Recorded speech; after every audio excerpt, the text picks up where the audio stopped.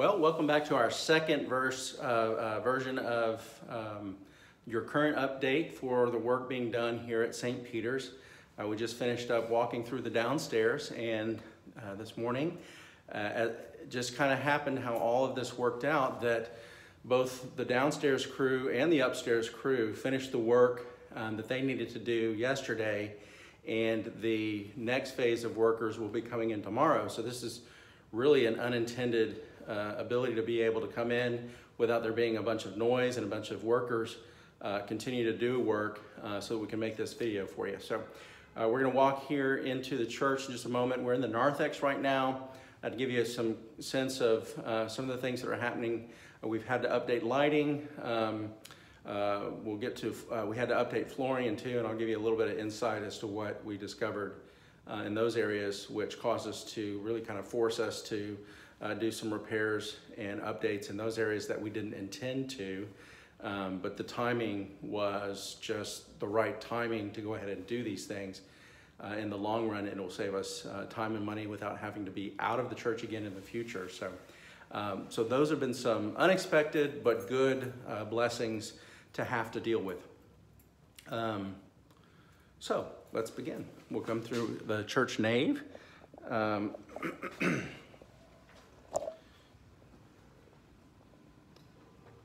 want to give you a sense of the work that has been completed so far.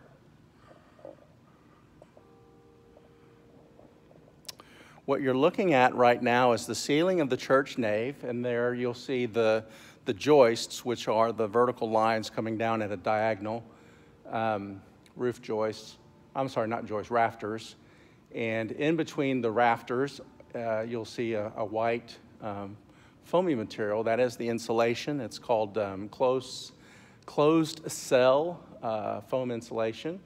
Has a very high R factor, which is a heat resistance factor, and also keeps water from penetrating. So it's going to be very helpful to us long term to avoid some of the problems that got us into this situation to begin with.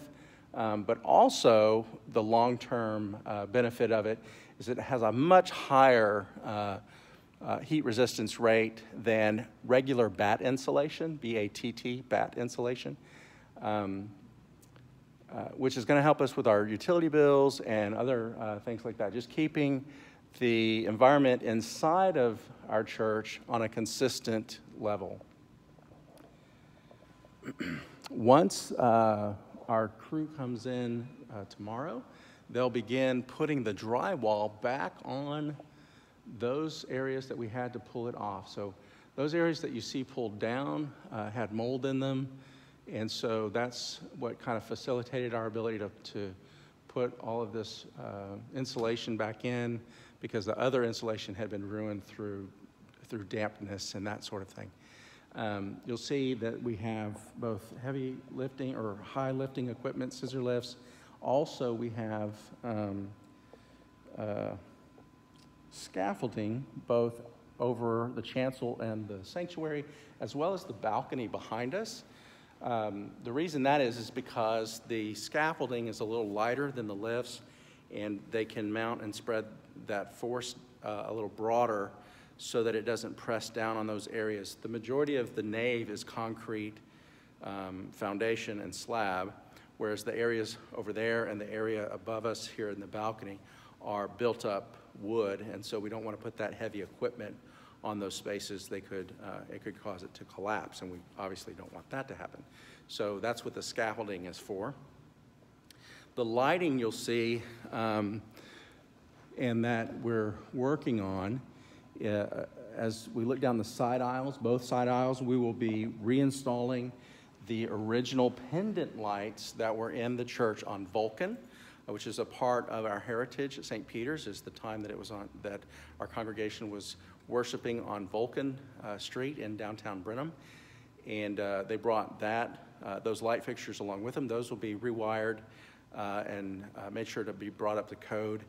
The dimmer switches, or the switches that turn them on, are now going to be on rheostat or dimmer switches, so that we can adjust the light content if it's too bright.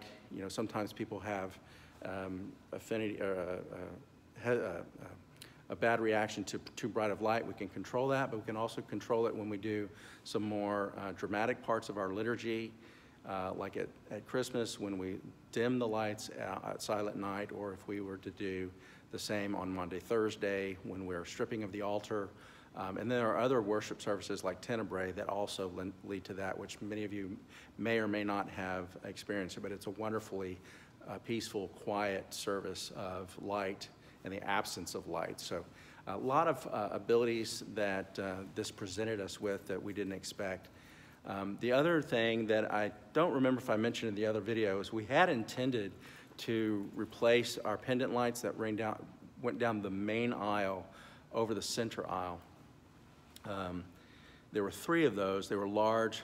Unfortunately, they had several breaks in the glass, which were pre-existing. They also were beginning to deteriorate at joints that had been connected, welded together. Those were separating and corroding.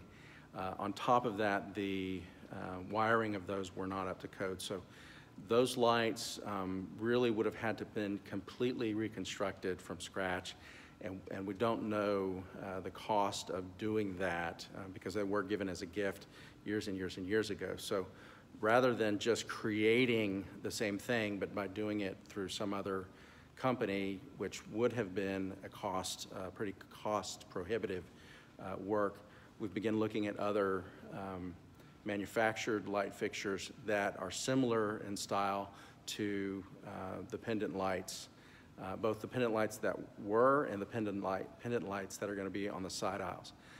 The other thing about that is that they will go actually above the people. Instead of it going down the center aisle, which doesn't give you as much breadth of spread of the light, they'll go above, those pendant lights will go above the pews, casting light, again, a dimmable or increasable light on the folks to help reading and visibility and that sort of thing. So I think that it was a tough choice to have to make that change, but it's a right choice. It's a tough choice because anytime we change anything in a church, you know, we are very nostalgic and we love the way things look and are. But we think that it will be a good attribute and contribute to the beauty of our worship space and the functionality of it. The last bigger item that I'd like to point out, which you can probably see, is our floor. We have discovered after moving the pews, let's zoom in a little bit here, that many of the floor tiles were starting to pop up and crack. You may not be able to tell, but there's quite a bit of scuffing. All of this area is the area where people sit and stand and that sort of thing. But the VCT tile, which is this black tile, it's a vinyl tile, many pieces have been popping up on both sides of the aisle as well as cracking, because as VCT gets older, it becomes very brittle, and it's just at that end stage of its life. Because of the work that was done in here, and because of this, the vestry and all of us working to try to put our church back together, felt forced to make the determination that we have to make a decision about how to put the floor back together. And we knew that it wouldn't make sense to do this project and not deal with this, because we're going to end up putting the pews back on. If we weren't to deal with the floor, we'd end up putting the pews back on a floor that is deteriorating rapidly. And if we were to push it farther down the timeline, then the cost, both in terms of the financial cost of having to relocate the pews again and to be outside of the church for another extended amount of time until that work could be done, just didn't seem to make sense. So we decided to go ahead and put the flooring back in, and then presented with a question of what kind and what type of flooring. We've decided to go with more traditional flooring that you see before what was customary in the 1960s and 70s, 50s as well, was to put VCT tile in and carpet and things like that. Those were all modern materials that people were putting into church back in that time. And so rather than do that, the vestry has decided to put something in that's a little more traditional. We're looking at tile, an actual type ceramic tile that will last hundreds of years, and is easier to clean. It doesn't trap dust and other things like mold and things like that. It's easier to care for. And you know, if one pops off, you can actually replace it, that sort of thing. So there will be a different dynamic and sound in the church as a result of that.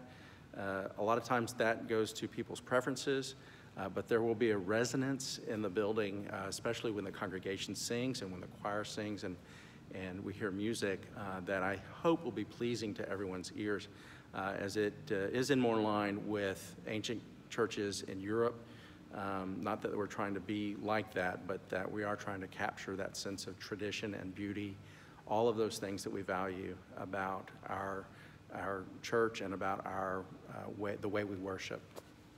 Not sure. That's pretty much it that I think that most of you will see when you come back and when we visit and worship again here.